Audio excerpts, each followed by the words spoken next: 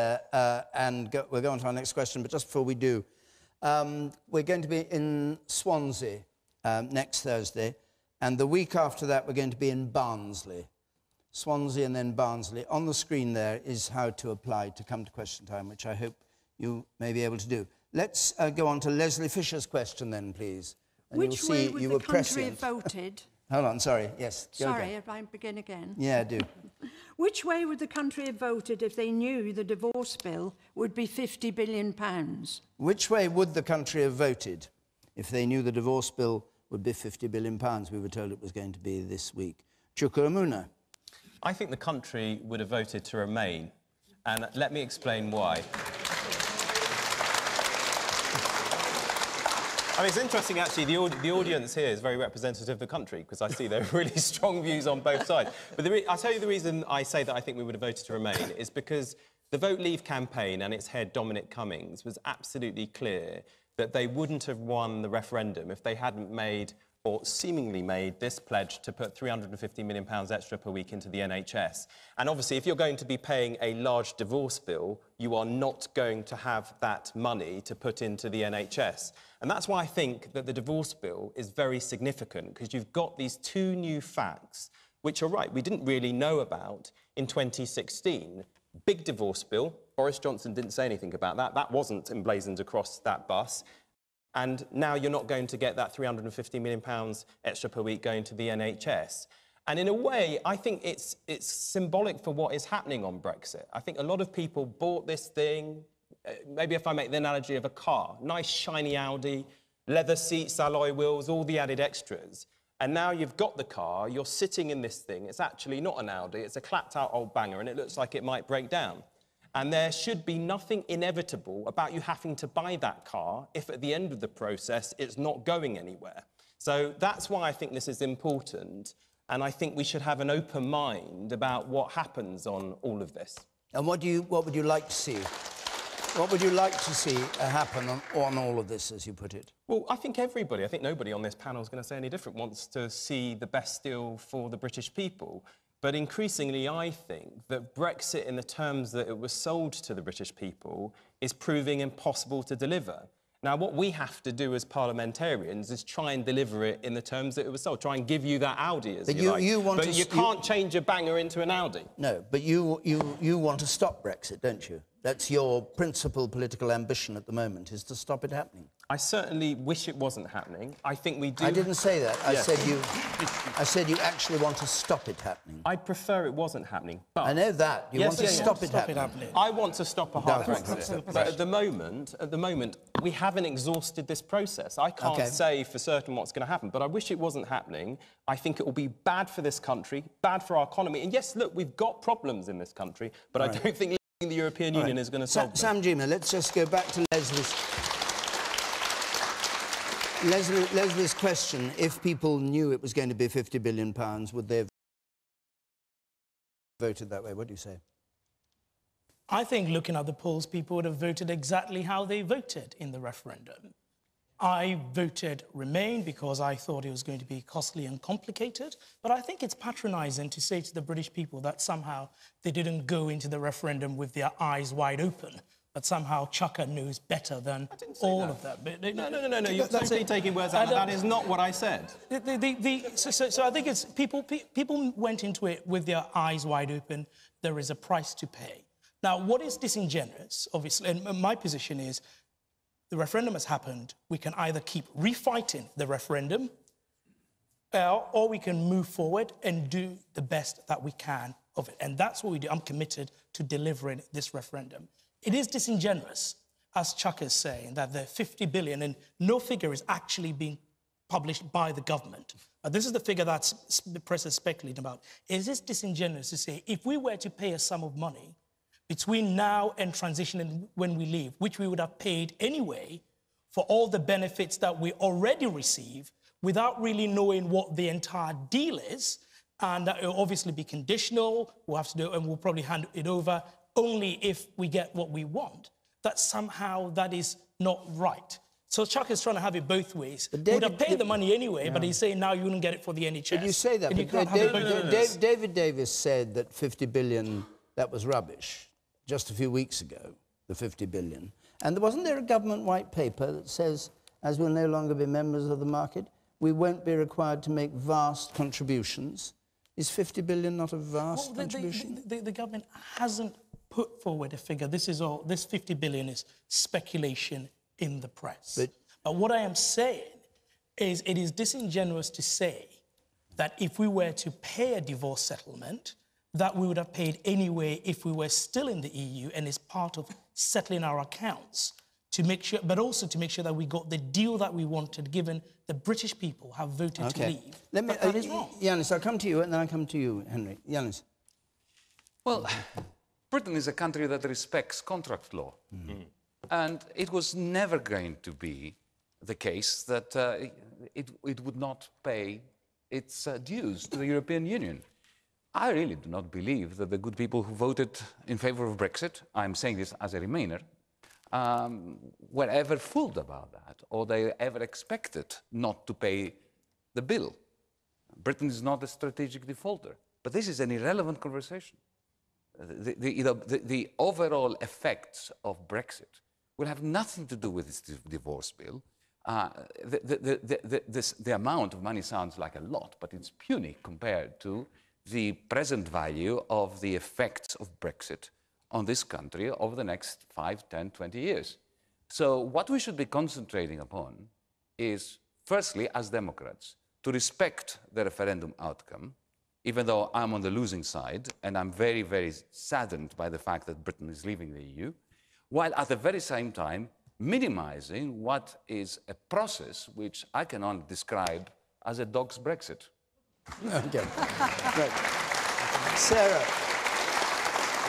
Okay. Sarah, I'll come to you in a moment. Let me just go to one or two members of the audience, and then we'll come to you and Henry. The man in the white shirt there. And I'd like to go back to the question of Leslie as well. Yes, you sir. Absolutely. I mean, even if we accept that it's £50 billion, it's a fact, whether you vote to remain or leave, it's a fact that we pay a net contribution per year of £9 billion.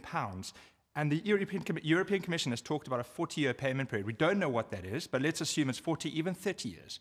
That's about just over £1 billion a year. We pay £9 billion net. That's a fact, whatever side you're on. And the second thing is, if it is £50 billion, not only does that appear a bargain when you look at what we pay net each year, but this isn't a gift for a trade deal. This isn't us saying, well, we're going to give you this and then you're going to give us a trade deal. What this is us complying with our contractual obligations, which we were always going to do, to Yanis's point. But the key point is... Didn't the Foreign Secretary say they could whistle for their money? No, that's absolutely incorrect. What Boris Johnson actually said, and I would ask Chuka to retract his comment that he made today on Twitter, what he said about that was that they can go whistle about an extortionate amount. You didn't put the full figure out there in your Twitter. He talked about an extortionate amount when he talked about go whistle. Right. This has to be taken into account. All right, let me go to the questioner, Leslie. What do you think? I think a lot of us on both sides voted on the basis of insufficient detailed information. And I do think that maybe it was our own responsibility to look into it in a lot more detail than we did. But I do think now people are thinking a lot more deeply. We've had a lot more information come out since we took the vote. I voted for Remain, and I agree with Chuka completely. I wish we'd never had the flaming referendum. All right, okay. Well, if both sides voted on incomplete information, then the result might be exactly the same when they get full information. But no. Sarah Baxter. Well, I also voted Remain. You're a lot of Remainers here tonight. I actually think that Chuka's completely wrong. First of all, no one voted for the referendum on the basis of 350 million for the NHS. Everyone knew that was rubbish right from the start. The next thing is, Chuka says he doesn't want a hard Brexit. Now, if we say, oh, we're not paying that money, that's the quickest way to get a hard Brexit. Britain's always been very honourable about its obligations. Yanis Varoufakis is right. We haven't always had a good deal back. So I would like to make that payment contingent on getting a decent deal from the EU and not handing over the money without some sort of quid pro quo. So we'll see what we get down the line on a trade deal. Meanwhile, I think a lot of the money is going to pay bureaucrats and MEPs for their pension obligations, including Nigel Farage, who's going to be supported for life by by the rest of us. Anyway, Henry, I just thought I'd throw that in. Henry Bolton. Yeah, I mean, it's interesting, isn't it? From the point of the referendum to the day we leave the European Union, presuming we leave in March 2019, we will have paid 22 billion to the European Union. And then there's the 50 billion, thereabouts, which is, so that's 77 billion. And how much further is it going to go up? Because also we see that in the budget that Philip Hammond has allowed for, I think it's 3 billion every year with no end date to it. So what does this actually total up to? And to follow on Chuka's analogy, would you consider buying a second-hand car when you don't even know what make, colour or type of engine it has, what condition it's in, and yet you're still putting the amount of money on the table? So do you object to the way that the government is negotiating at the moment? I do, yes. And in fact, I'd like to come back to Yanis's point. A dog's Brexit. We gave the government a mandate to negotiate. The unfortunate fact of the matter is that our government seems incapable of negotiating. At the moment, probably not very many people in this room have read the position papers that have been sent by London to Brussels, but there is nothing concrete in them whatsoever. That's problem number one. Problem number two is that they have no negotiating objectives. It's not clear what the British government is trying to achieve. On the 24th of June 2016, they should have started work on that. They didn't. We've lost a lot of time. That is a problem for the government. And now what the government is doing is trying to move talks on by offering £50 billion. They are trying to use your tax. That's the equivalent of about £1,650 on everybody's income tax bill. And to say that this was foreseen, of course it wasn't foreseen. We didn't foresee that our government would be so incompetent as to not be able to negotiate any other way. In fact, the Sunday Times said it was there was a secret deal to have this bill of 40 to 50 billion euros back in September, and a lot of what we've heard since has been pure noise. The EU asked for 90 billion. We said 20, we're splitting the difference. A lot of this is happening in negotiations behind the scenes by officials, not by politicians. I think a lot of... I have to say that. There's going to be I worked in Brussels for 3 years. So you know how that works? I do, and I've negotiated for the European Union as well, not against Britain. Who against? I'm not going to say, David, but two countries. And the other day, I met with a very high-level European Commission official who is involved in these negotiations, and his comment was that they, after years of dealing with a country, Britain, that has always provided good, sound, logical common sense in all its dealings with the European Union, has now totally disappointed them. Okay. They are dealing with a government that doesn't know what it's doing. The man in the blue shirt there, you, sir. We're all on about this referendum. Well, the actual vote was so near, and so the majority so narrow. The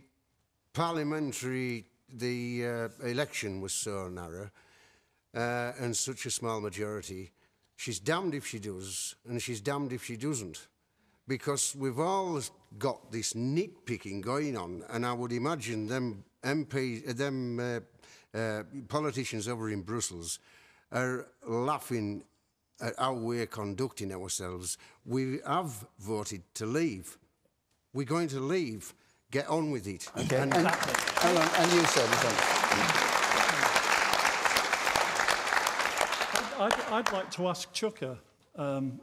Two of the things that he said so far tonight. One is that he disagrees with the 50 billion. And the second one being that he disagrees with the lack of detail that came out at the beginning.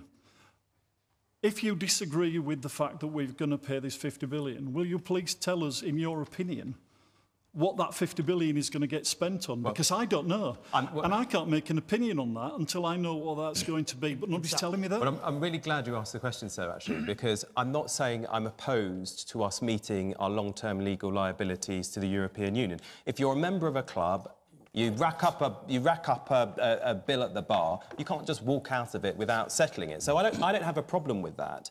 But the second thing I'd say is this. The reason I bring up the £350 million extra per week for the NHS, which this has a direct effect on, is not to relitigate the referendum.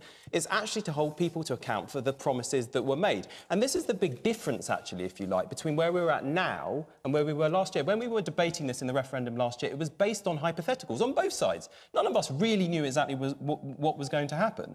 What we now see are facts. We know facts are arising out of this negotiation process. And as the lady said at the back, this is far much more complex than anybody thought it would be. Okay. David, you said something about the number of Remainers here, and I think there are two types of Remainers. There are Remainers like Chaka who are still stuck in the groove of fighting the referendum. I just want... Let me speak. Okay. And there are Remainers who think the best thing we can do for our country, as that gentleman over there said, is to recognise that now it is us versus the EU 27. It is not Leave versus Remain. And that, therefore, we should be looking at our national interests and seeing how best we support it. Of course, both sides in the referendum campaign came out with some wild exaggerations, and we all knew that the 350 million was hugely illustrative, whatever. But it is a fact, and I say this as a Remainer, that when we come out of the EU, eventually we'll be paying a lot less to the EU than we do now. That is true.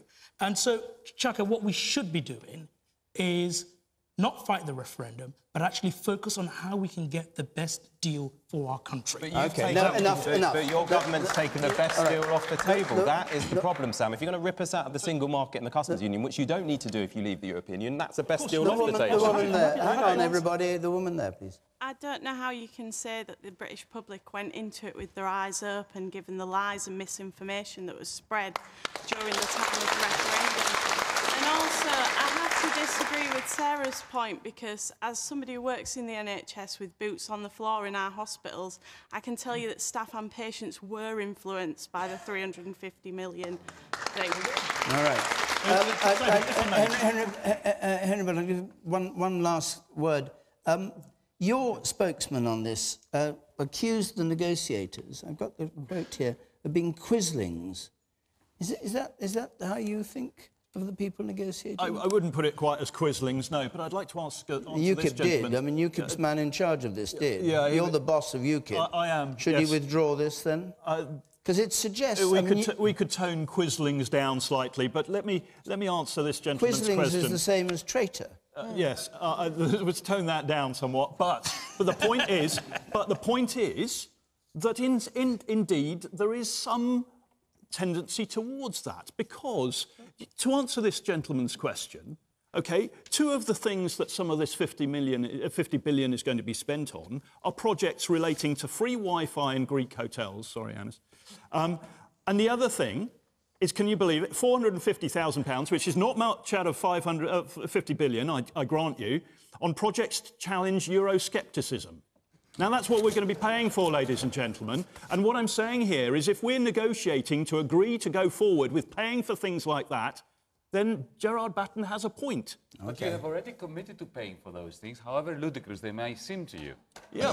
And right. But you do not want to default on your commitments. The point about this, Yanis, that have legal... But this country's government should do exactly what it's got a mandate to do, take us out, and the only way that we're going to come out of this on the trajectory that you suggest, Sam, which is in the interests of this country, is defending the interests of this country and making sure, to do that, we need to make sure that we exercise a bit of British steel in it. All right. And we're not doing that. Enough. We must move on. We're over